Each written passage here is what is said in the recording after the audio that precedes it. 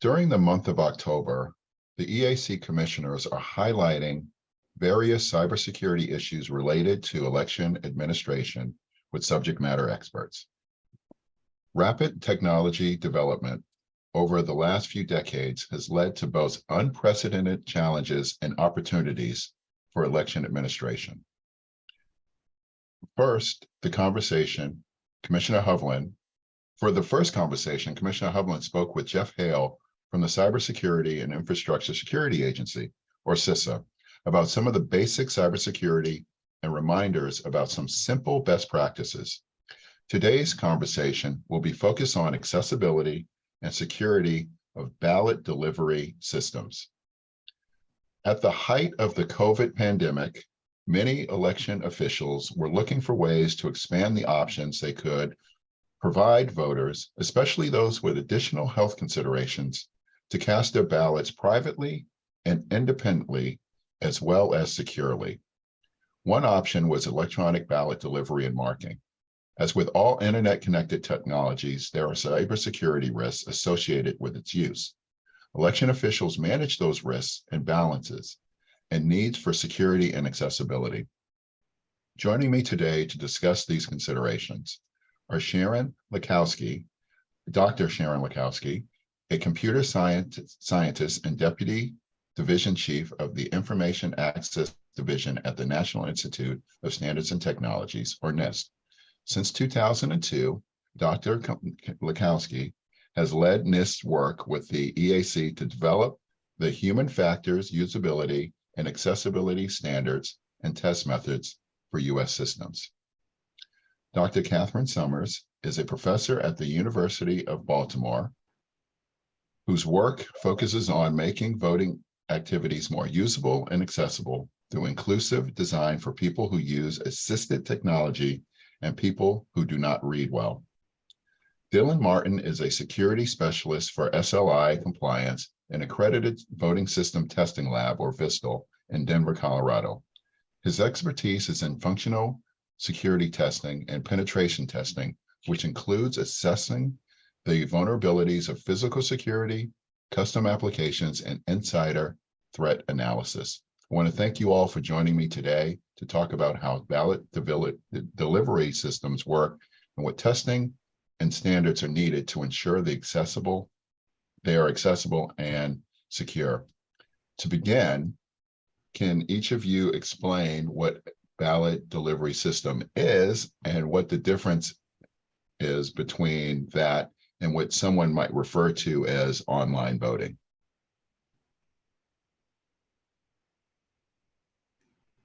Well, I can start. Go ahead.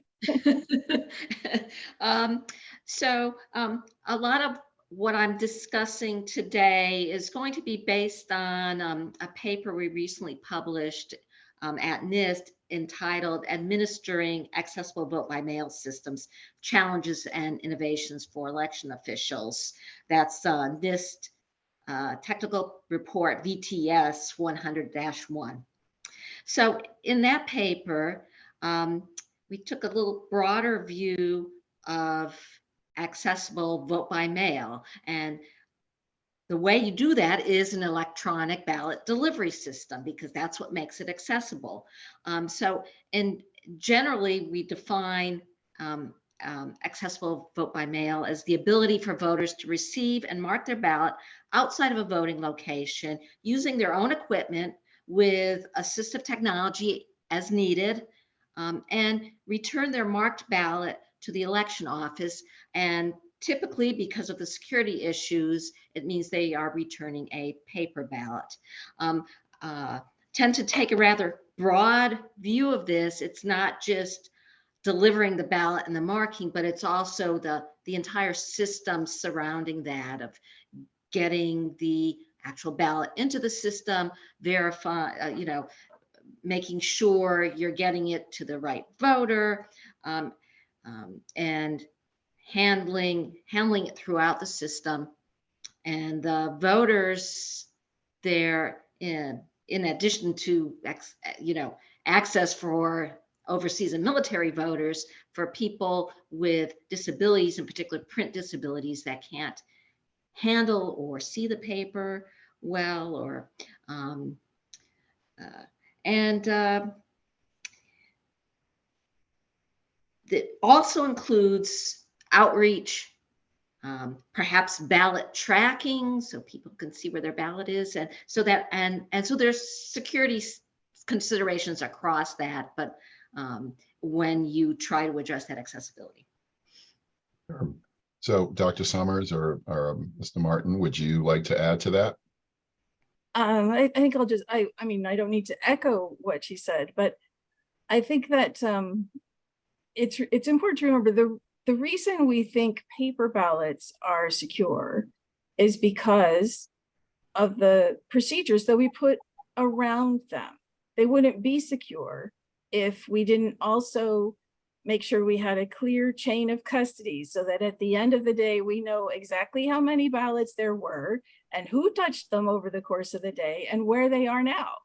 And so that kind of chain of custody to make it secure is similar to the systems that we need to put in place around an online delivery, so that we make sure they're getting the right ballot and only the person is getting it who's supposed to get it.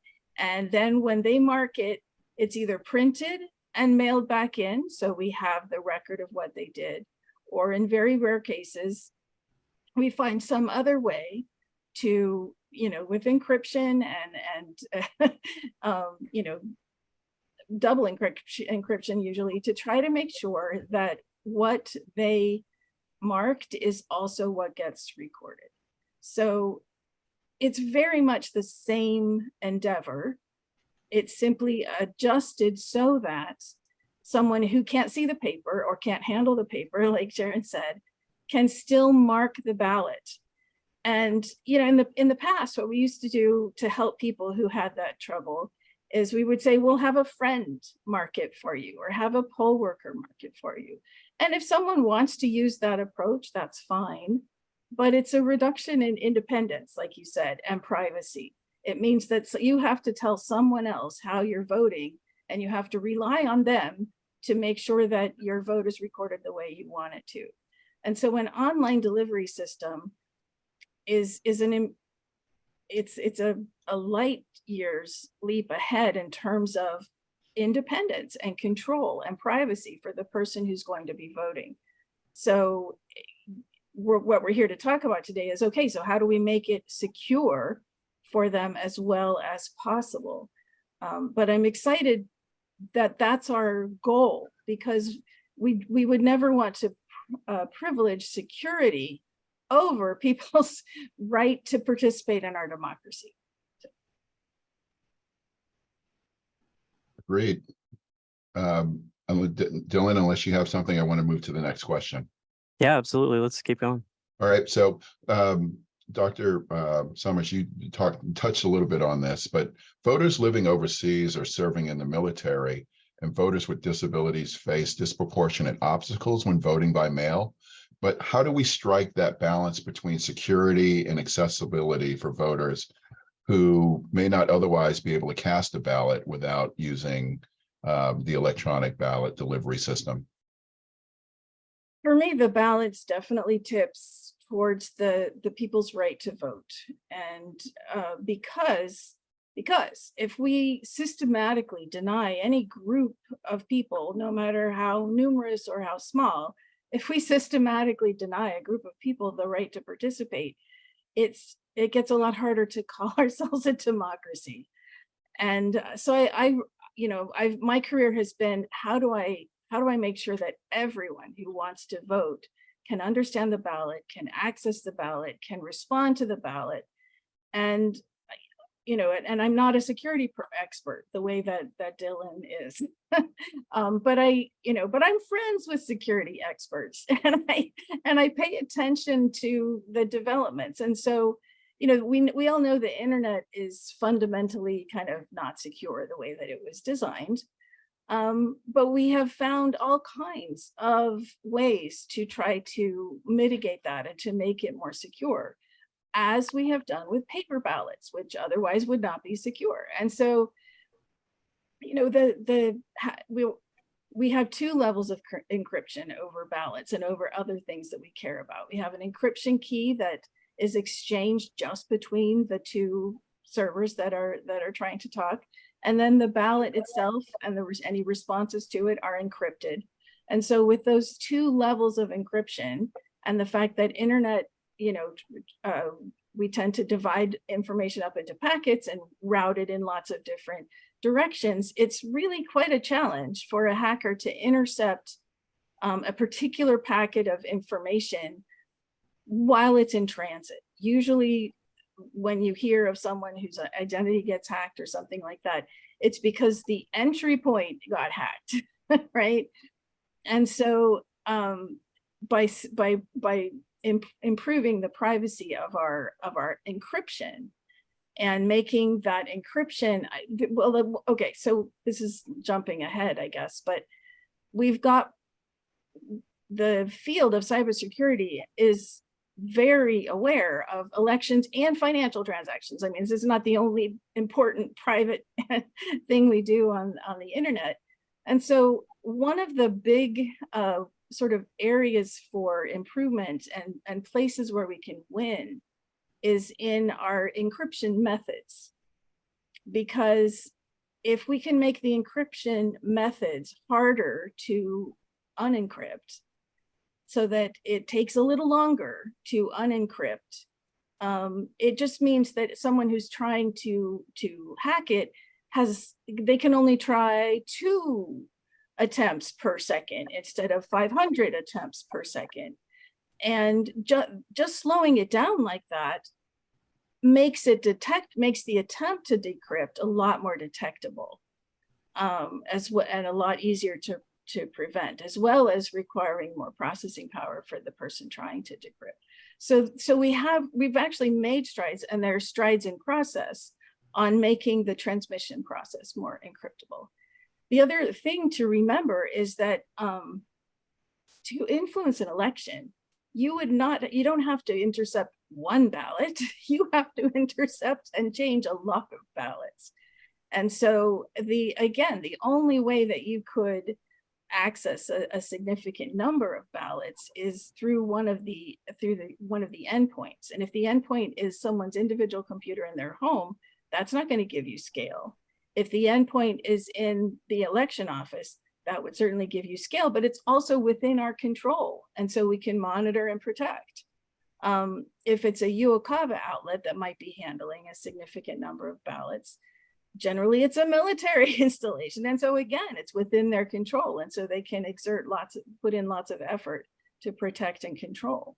So the security risks are actually in practice fairly mild. It's possible, but not at all likely. And so for me, when you balance that against the importance of making sure that every person in our democracy has a right to be part of that democracy, for me, the balance is pretty easy to find.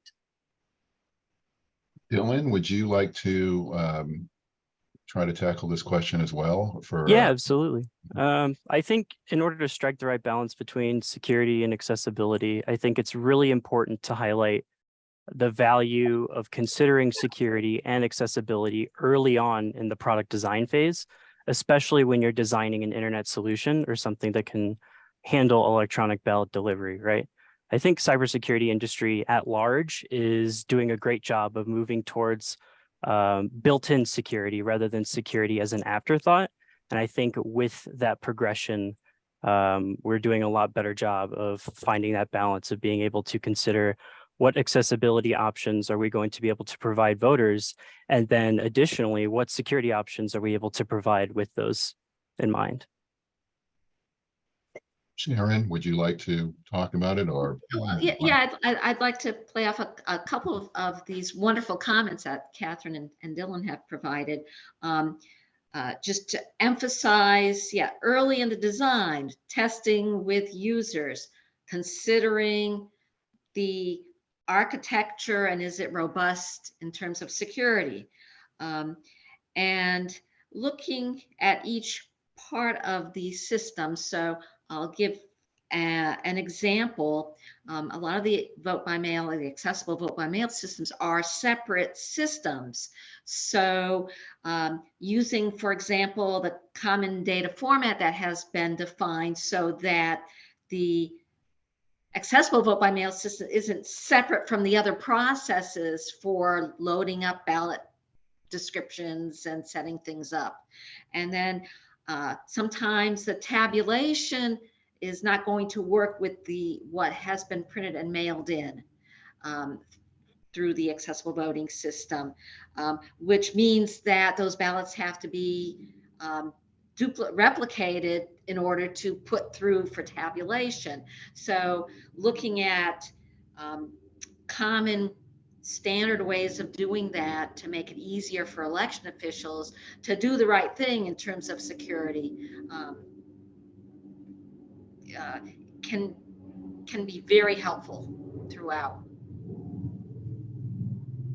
Dylan, you had talked a little bit about this, but are there established best security practices to mitigate the use of electronic ballot delivery systems? Absolutely, Commissioner. 100% yes. So as we sort of discussed, electronic ballot delivery systems aren't using necessarily foreign technology that we've never seen before.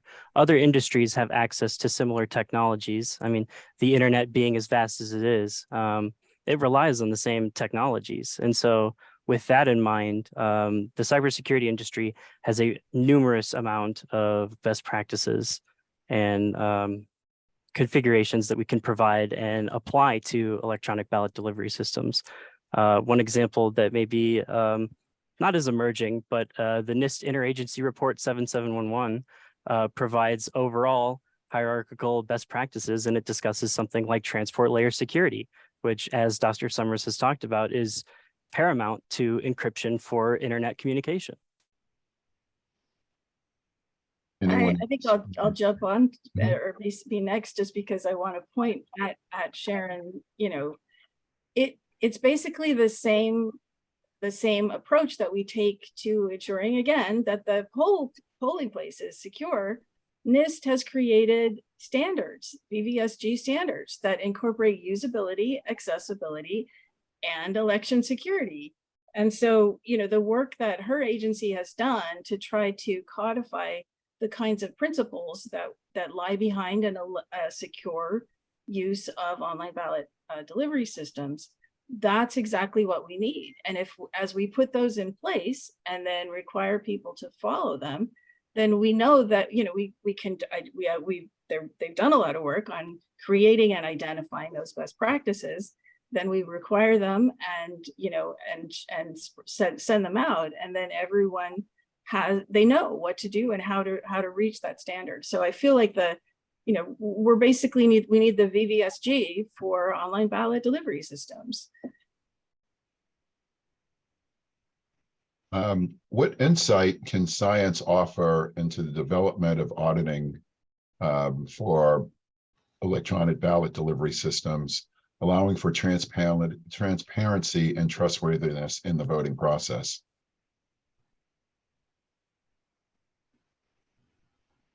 Anyone? Yeah. Dylan, you go first. Yeah, absolutely. I mean, I'll say that I'm no scientist, but my understanding at the core of the scientific method is the same reliance that security has, which is achieving repeatable results that are informed by data and being as absent of bias as much as possible. And so I think the scientific method, first and foremost, is very informative to cybersecurity auditing. So when you think about transparency and trustworthiness, I also think about it from the point of view of the voter. So in an electronic ballot delivery system, I think it's helpful for the voter to be able to easily figure out how to get their ballot sent to them, which means good web accessibility from the websites they're using, and other alternative means like the phone or doing it from the election office, depending on the voter preference. But also the voter being, for example, able to track that their ballot was sent out.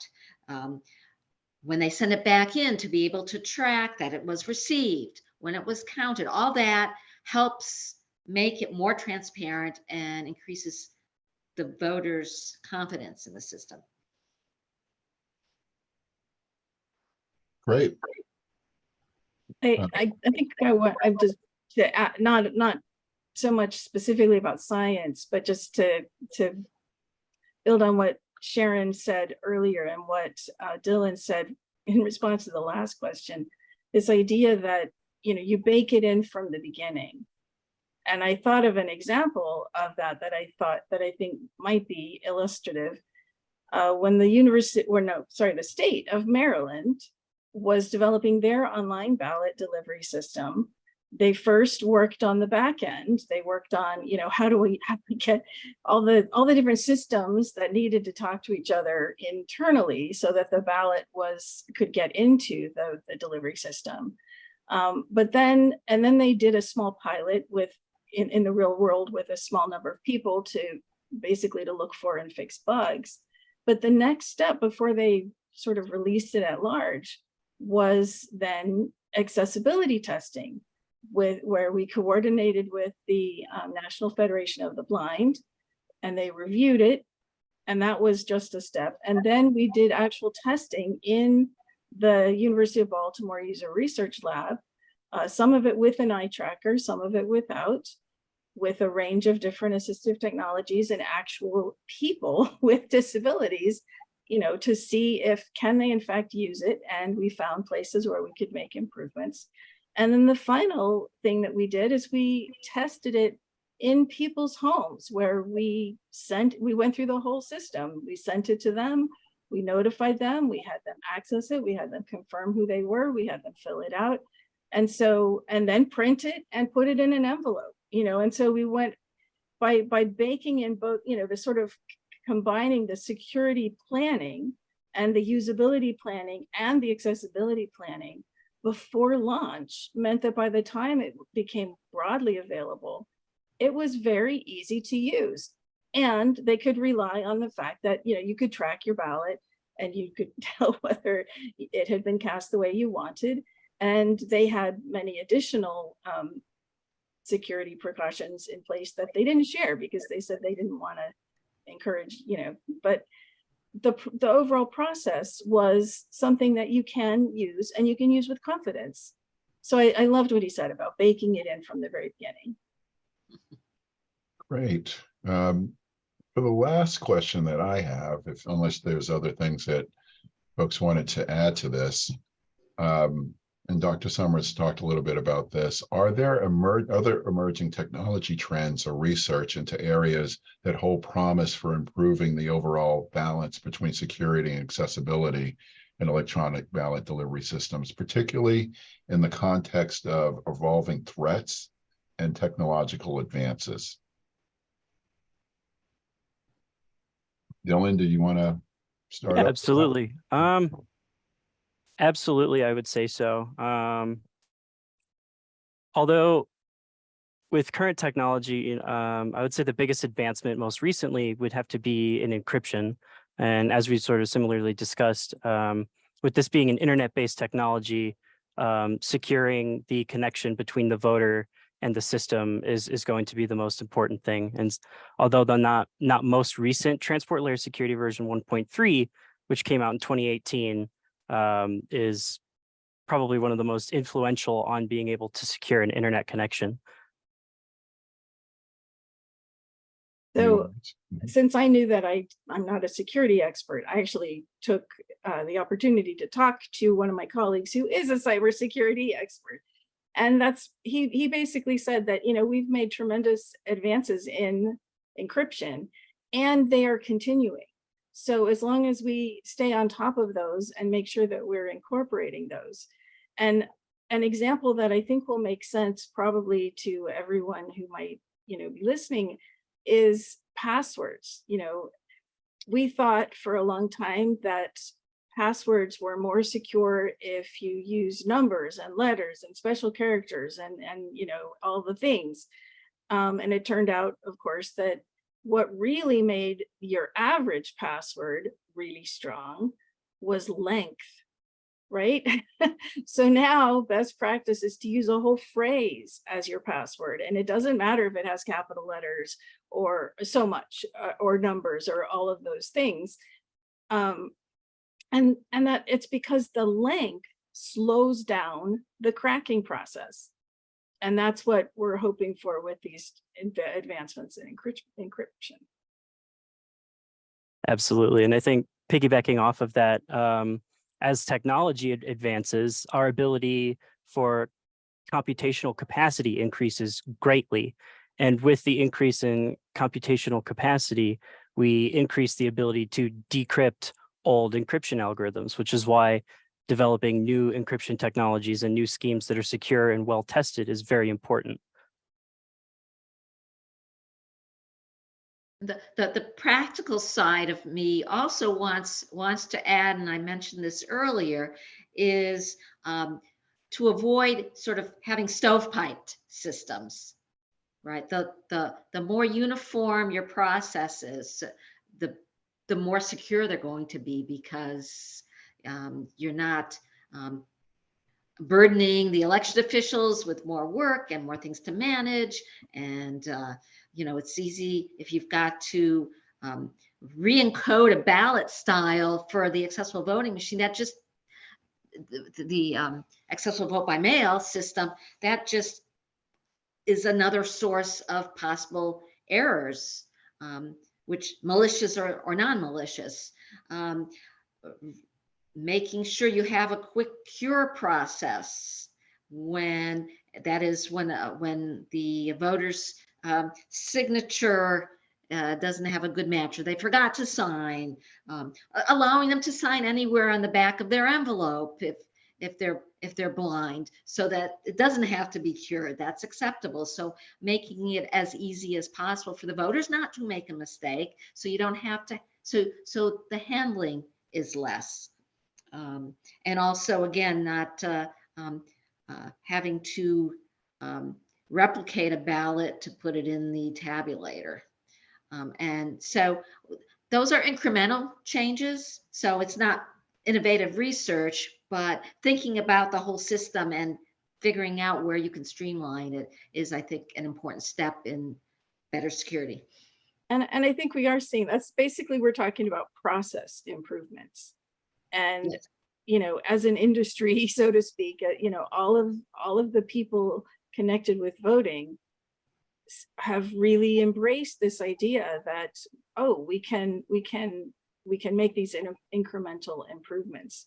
And we've seen tremendous progress in just the last 5 or 6 or 7 years, and it's just ongoing. So it's very exciting. And I'll add one more thing. So you want people to vote the way they feel most comfortable, and keeping that in mind as you design these systems. So, for example, maybe they did use the electronic delivery system to mark their ballot, but now they want to put it into a Dropbox. Is that Dropbox accessible? So there's fiscal considerations when you look at the whole process and giving voters choices. Great. Is there anything else anyone would like to add? If not, I want to thank you all for being a part of this. This is going to be, you know, broadcast to a number of folks, and hopefully we will improve the process, because as each of you have said, we want to ensure that we move the ball forward. So we have to have everyone under the tent. So that includes voters, computer scientists, election officials, and everyone else who may have a stake in this realm, for us to ensure that those who want to vote can vote and have those votes counted accurately. So again, I want to thank you all for being here today. Thanks so much. Thank you. Thanks.